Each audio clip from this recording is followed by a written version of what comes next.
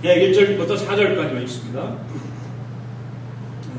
같이 읽습니다. 시작. 그런즉 우리가 무슨 말을 하리요? 우리를 더하게 하려고 죄에 더하겠느냐? 그럴 수 없느니라. 죄에 대하여 죽은 자 우리 그 가운데 살리요. 무릇 그리스도 예수와 합하여 침례를 받은 우리는 그의 죽으심과 합하여 침례를 받은 줄을 알지 못하느냐? 그러므로 우리가 그의 죽으심과 합하여 침례를 받음으로 그와 함께 장사되었나니 이는 아버지의 영광으로 말미암아 그리스도를 죽은 자 가운데서 살리신 것 같이 우리로 또한 생명 가운데서 행하게 하려 함이라. 아멘. 새해 복 많이 받으세요.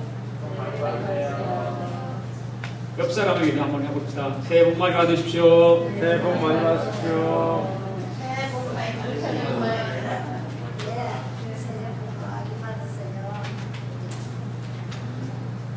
새해 첫 번째 주일입니다. 2011년도입니다.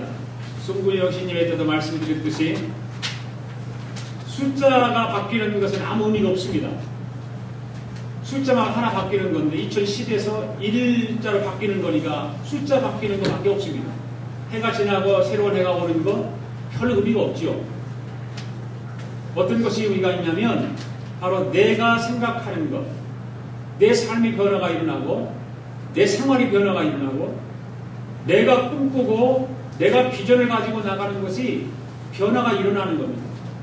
그래야 새해가 되는 것이고 새해를 맞이하는 기쁨도 있게 되는 것이죠. 어제 송구 영신예배를 하나님 은혜 가운데 잘 드리고 기도하면서 시작한 2011년도가 성도 여러분들의 꿈이 이루어지는 그런 복된 해가 되기를 주의 이름으로 축복합니다. 여러분들 계획하는 것, 기도하는 것 다 이루어질 수 있기를 원합니다. 송구 영신예배 때 기도 제목을 다 써내셔서 제가 1년 동안 그거 붙들고 또 기도할 겁니다. 여러분들도 기도하십시오.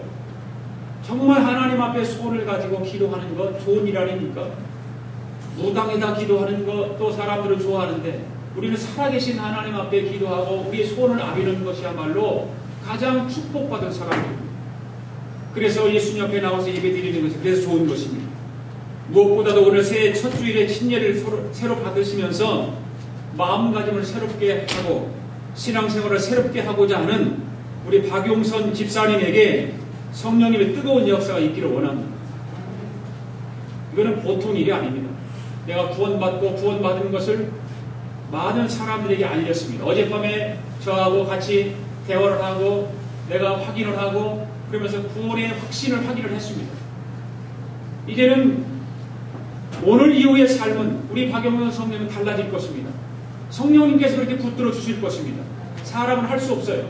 사람은 똑같이 옛생활로 돌아갈 수밖에 없을 그런 거지요. 사람은 죄인이기 때문에. 그러나 우리 성령님께서 그냥 놔두지 않으실 거예요.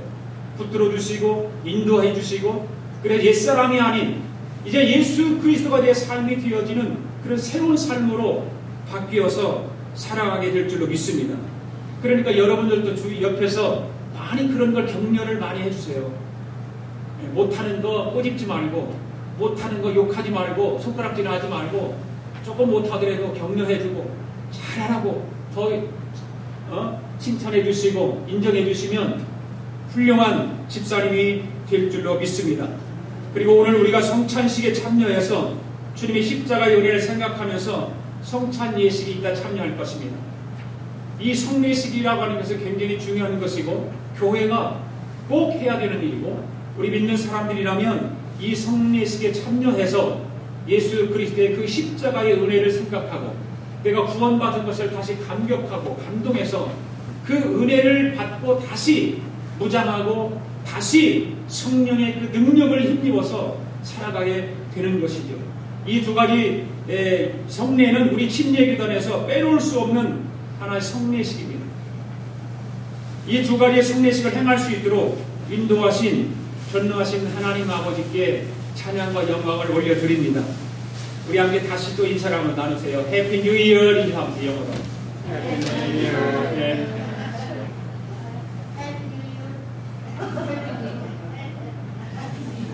19세기 영국의 작가 오스카 와일드가 쓴 글 가운데 그날 이후라고 하는 짤막한 그것도 아주 교훈적인 글이 있습니다. 그 내용은 이렇습니다. 승천하신 예수님이 잠시 이 땅에 다시 내려오셨습니다. 그 이유는 예수님이 지상에 계실 때에 많은 사람들에게 은혜를 베풀어 주셨는데 그 사람들이 예수님께 은혜를 받고 나서 그날 이후에 과연 어떠한 삶을 살아가고 있는지 확인해 보시기 위해서였습니다. 우리도 예수님의 뒤를 따라서 과연 예수님께 은혜를 받은 사람이 어떻게 살고 있는지 한번 확인해 볼 수 있기를 원합니다. 예수님은 제일 먼저 한 술주정뱅이를 만납니다. 술에 취해서 그의 코는 빨갛게 고주망태가 되어서 빨간 코가 되고 말았습니다. 손발도 없이 떨리고 있었습니다.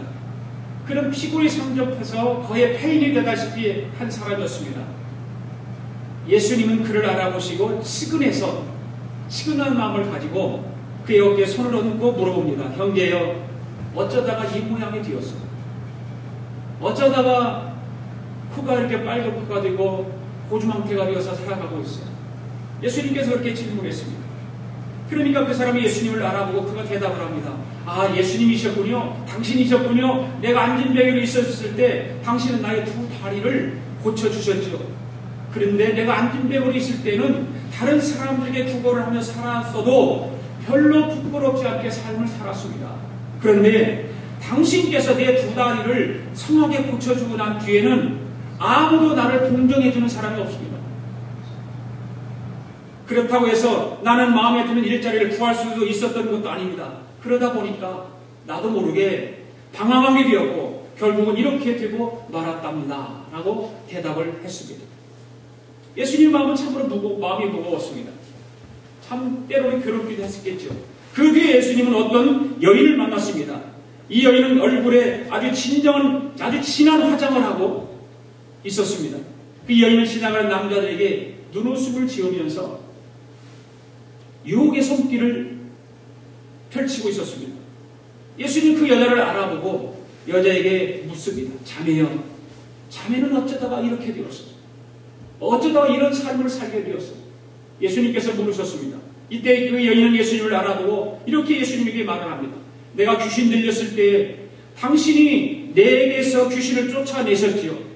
내가 귀신 들려 있을 때는 무엇이 행복했고 무엇이 불행인지를 알지 못한 채 살았었습니다.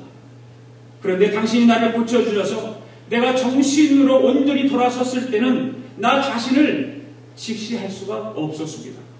내게는 아무런 희망도 보이지 않았습니다. 나는 너무나도 외로웠습니다. 나의 이 비참한 모습을 보면서 나도 모르게 점점 더 타락의 깊은 구렁텅이로 빠져버리고 말았습니다. 라고 대답을 했습니다. 예수님은 그 여인의 말을 듣고 깊은 상념 속에서 이번에는 갈릴리 바닷가로 나갔습니다. 선창가에서 어떤 청년 하나가 대낮부터 온몸이 피투성이가 된 채 다른 사람과 싸우고 있었습니다. 피투성이가 되어서 치고받고 싸우고 난리가 났습니다. 예수님이 깜짝 놀라서 그를 붙들고 묻습니다. 여보게 젊은이, 대낮부터 이게 무슨 짓인가? 그렇게 물었을 때에 그 젊은이가 예수님을 알아보고서 왈칵 웃음을 터뜨립니다. 그리고는 흐느끼면서 이렇게 울음을 터뜨리고 흐느끼면서 예수님에게 말을 합니다. 예수님, 내가 눈먼 소경이 있을 때는 그래도 마음만은 편했습니다. 그런데 이제는 그 더러운 세상 꼴을 두 눈으로 보면서 살려고 하니까 우라가 치밀어서 견딜 수가 없습니다. 그래서 되는 대로 뒤풀이를 하다 보니까 지금과 같이 되고 말았습니다. 그냥 되는 대로 살아가는 것. 이런 이야기들은 물론 성경에서 있었던 이야기와 그 이야기를 빗대서 꾸며낸 이야기겠죠. 그러나 이 이야기에 우리에게 주고자 하는 교훈이 분명하다고 하는 것을 깨달아야 되는 것입니다. 우리가 하나님의 은혜를 받는 것도 중요합니다. 그러나 그것보다 더 중요한 것은 우리가 받은 은혜를 얼마만큼 잘 간직하고 또 그것을 유지하면서 지켜나가느냐는 것이죠. 오늘 새해 첫 주일을 맞이해서 하나님 앞에 예배를 드리면서 오늘도 하나님께서 저와 여러분에게 은혜를 주실 텐데 그 주신 은혜, 내가 받은 그 은혜를 1년 동안 어떻게 간직하고 그 은혜를 가운데 내가 어떻게 살아갈 것인가를 결정하는 날입니다. 사도 바울은 오늘 본문의 말씀을 통해서 저와 여러분들에게 깨닫게 하는 것도 마찬가지죠. 우리는 하나님의 은혜로 절망해서 소망으로 바뀐 사람들입니다. 더 이상 우리는 주의 나라에 살고 있지 않는 사람들입니다. 은혜의 나라에 살고 있는 사람들입니다. 우리 옛사람은 죽었습니다. 우리는 그리스도 예수 안에서 새로운 생명을 가지고 살아가는 사람들입니다. 그렇기 때문에 우리는 하나님의 은혜를 헛되이 받지 말고 은혜를 받은 자답게 받은 그 바르게 살아가야 된다라고 하는 말씀을 사도 바울이 우리에게 말씀하고 있습니다. 오늘 2011년도 새해 첫 번째 주일을 시작하면서 예수 그리스도를 구주로 고백하며 옛사람으로 살아가는 것이 아니라 새로운 피조물이 되어서 새 생명 가운데 거하는 우리는 어떻게 한 해를 살아가야 할까요? 우리 삶은 이제는 옛사람이 아닙니다. 옛것이 아닙니다. 이제는 새로운 삶이 이루어진 사람들입니다. 2010년도는 지나갔습니다. 2010년도는 엊그제 송구 영신 예배를 드리면 다 날려버렸습니다. 다 떨쳐버리고 보내버렸습니다. 이제는 새롭게 시작하는 새로운 해인 것입니다. 그런 것을 생각하면서 오늘도 본문의 말씀을 가지고 세 가지로 말씀을 드릴 때에 하늘의 신령한 은혜를 사모하며 은혜를 받는 저와 여러분이 되기를 원합니다.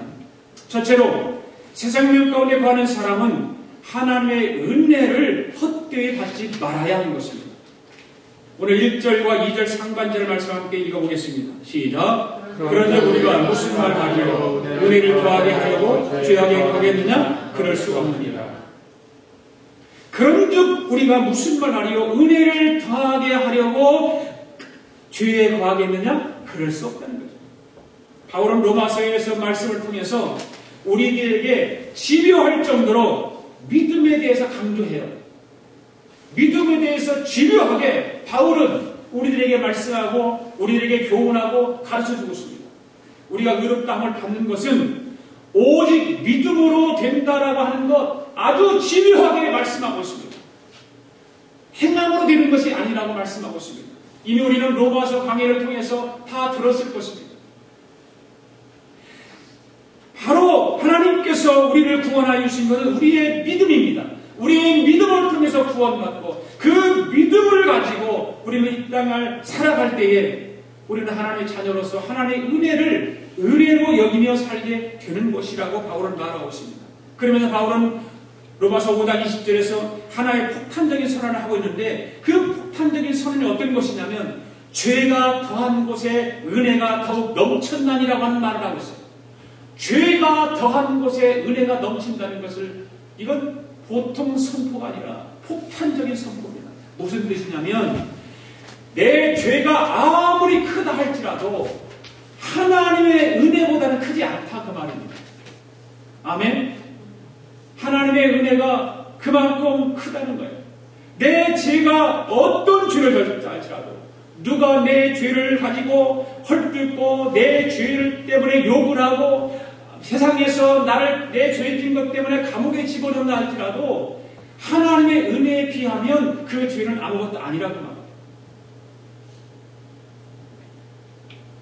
내 죄가 10이라면 하나님의 은혜는 100이요 1000입니다. 내 죄가 만이라면 하나님의 은혜는 수십만, 수백만, 수억이라는 것입니다. 하나님의 은혜는 너무나도 크기 때문에 이 세상 모든 인류의 죄악을 다 합친 것보다 훨씬 크다는 것입니다. 바울이 지금 그 얘기를 하고 있는 거예요. 하나님의 은혜는 과거, 현재, 미래에 살고 있는 모든 인류의 모든 죄악들을 합친 것보다 더 크다는 거예요. 할렐루야. 우리가 찬송에서도 증명할 수 있잖아요.